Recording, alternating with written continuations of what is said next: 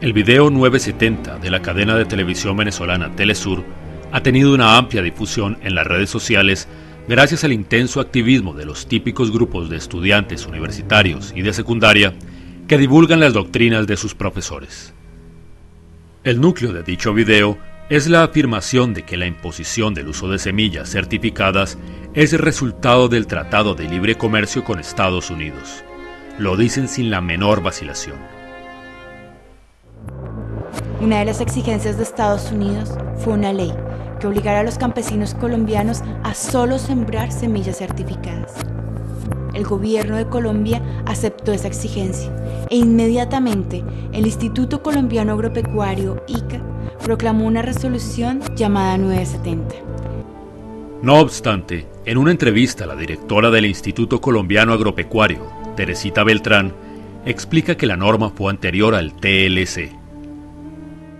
Primero que todo, el ICA como autoridad sanitaria debe decir que la resolución 970 no es producto de ningún TLC, como tendenciosamente se ha querido argumentar en la actualidad, o que responde al favorecimiento de intereses particulares. La cuestión del uso de semillas certificadas no es tan simple como pretenden los propagandistas del chavismo. Quien esté interesado puede consultar a personas conocedoras o informarse con rigor. Todo el rechazo y el supuesto agravio a los campesinos son burda demagogia que cae sobre el campo abonado del anticapitalismo que se aprende a recitar en las escuelas andinas, tal como en las madrasas pakistaníes se recita el Corán. La anécdota en que se basa el documental 970 es la destrucción de semillas por parte de organismos del gobierno. Dicen que son semillas que los campesinos guardan para la nueva cosecha. Sabían que era prohibido hacer lo que toda una vida habían hecho, lo que sus ancestros habían hecho, sus abuelos y sus padres habían hecho, era escoger el mejor producto de su cosecha y utilizarlo como semillas. No sabían que hacer eso con la nueva ley era ilegal y que eran delincuentes porque estaban utilizando las semillas de arroz para ser nuevamente sembradas. Pero la directora del ICA aclara que se trata de granos no aptos para el consumo humano. Eso fue un caso que sucedió hace 2 años. En ese momento no pudimos tomar la medida de permitir la trilla del arroz porque tuvimos un concepto técnico del INVIMA, que es la autoridad sanitaria para estos casos, en los que no nos permitió someterlo a trilla porque el arroz estaba empacado en... los empaques eran de insumos químicos, de plaguicidas y había un riesgo para que fuera utilizado para consumo humano.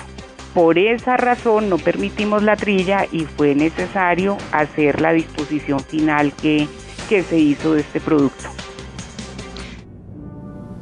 Posteriormente, la autora del video emitió otros 2 en los que derrocha simpatía, encanto y aprecio por los espectadores.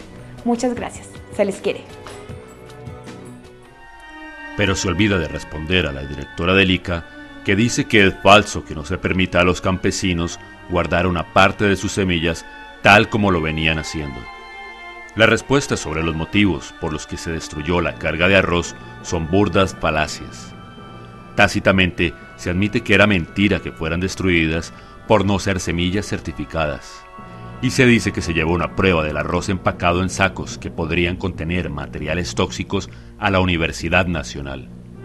Como si en un hospital sirvieran la comida en vasinillas y alguien lo justificara diciendo que se había hecho un examen a una ración sin encontrar nada malo. En resumen, se hablaba de una destrucción de productos agropecuarios por no ser semillas certificadas. Era mentira. Se decía que los campesinos no pueden guardar una parte de su producción como semillas. Era mentira. Que se debe usar semilla certificada por imposición del TLC. Era mentira. Muchas mentiras a las que la televisión del chavismo no puede responder.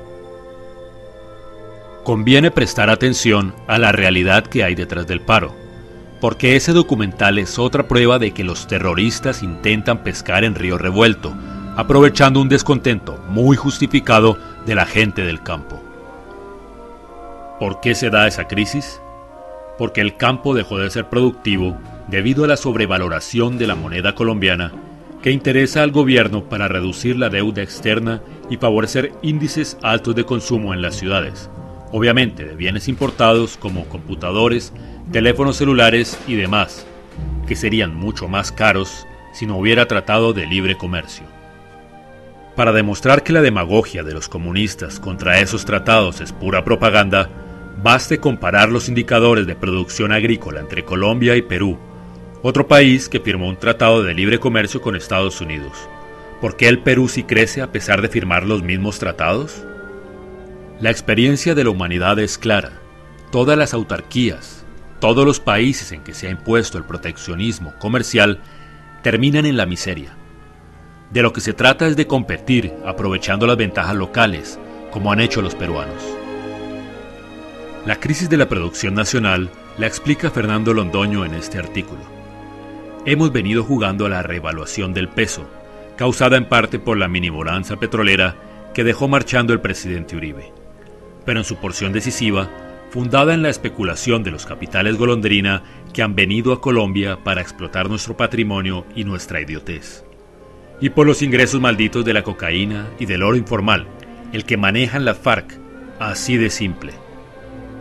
Y más adelante, en el mismo artículo, Londoño señala: la fiesta se acabó, señores. Ha vuelto al mundo la disciplina monetaria, o por lo menos se la ve venir. Despilfarramos una brillante ocasión para industrializarnos y en su lugar posamos de ricachones, siendo tan pobres.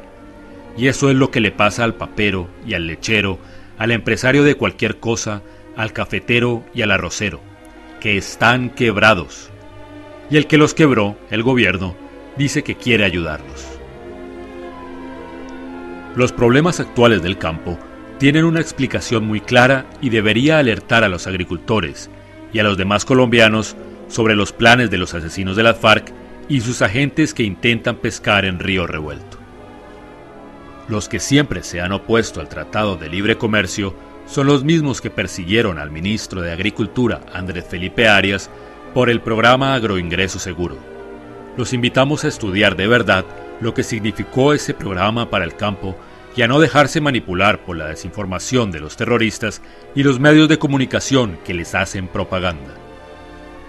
Durante el gobierno de Uribe no había descontento en el campo y sí muchos progresos. Ahora, con este gobierno aliado de las FARC, hay desesperación y ruina. No hay que olvidar que la reevaluación inducida del peso colombiano le sirve al gobierno para multiplicar la nómina de empleados estatales, de burócratas, que son en últimas los que se dedican a promover las protestas y demás campañas afines a Telesur y a los terroristas. Por eso hay tanta pobreza en el campo. A veces da la impresión de que el propio gobierno promueve las protestas para legitimar a sus socios. ¿O no es extraño tanto apoyo en los medios de comunicación pagados con el dinero de todos para darle buena imagen a Santos? Los descontentos deben tener cuidado. La agricultura en Colombia está mal, pero el camino no es el que promueve Telesur. Sería bueno que averiguaran cómo les ha ido a los agricultores en Venezuela. Los terroristas pescan en río revuelto. No se dejen manipular por sus mentiras. El campo necesita ayudas y diálogos. Los terroristas no son los protectores de los campesinos, sino quienes los oprimen.